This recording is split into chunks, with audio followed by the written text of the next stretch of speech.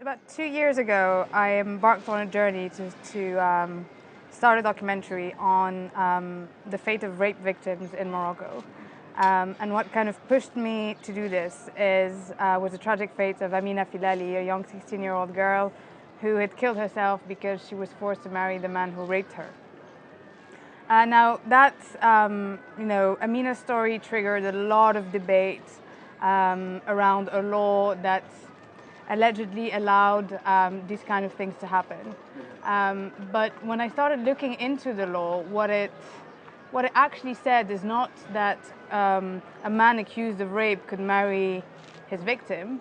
What it said is that an older man who seduces a younger girl does not have to go to jail if that girl accepts to marry him. Okay.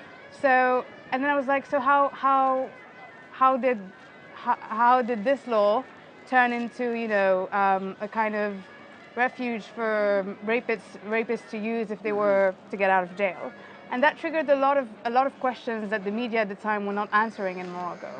And so I decided to do a documentary to find out, if the law wasn't responsible, if the law in its wording wasn't responsible for these tragic fates, then what was?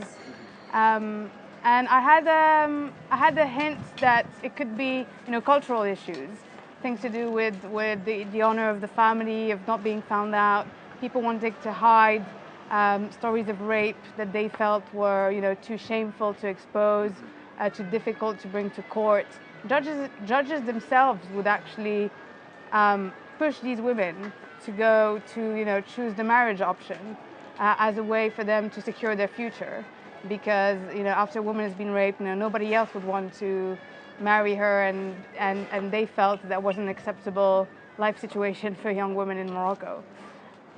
Yeah, and I think when I watched a large chunk of the documentary, and I'd like to watch the whole thing as soon as possible. But what I thought was really cool about it, the part that I saw was that you weren't just saying, this law requires women to marry their rapists. You were saying, there's a societal factor here. There's something more to it, and maybe not rush to the conclusion that this is like, a backward, horrible Middle Eastern country, but just, to kind of look into it and see what's happening. So I was curious, maybe you want to talk a little bit, just about, that experience in trying to, maybe in academic terms, avoid that like Orientalist pitfall and really tell people a story that, helps move the conversation forward rather than just kind of stalling it in those stereotypes. Absolutely. So what was really interesting, what I actually found out is that law was inherited from French colonial times. Oh, interesting. And it was actually, and it was repealed in France in about 1994.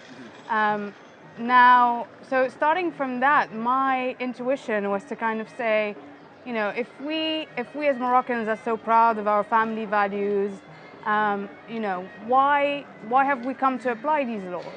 Surely, this can't lead to a happy family, starting a marriage from this type of abuse. So.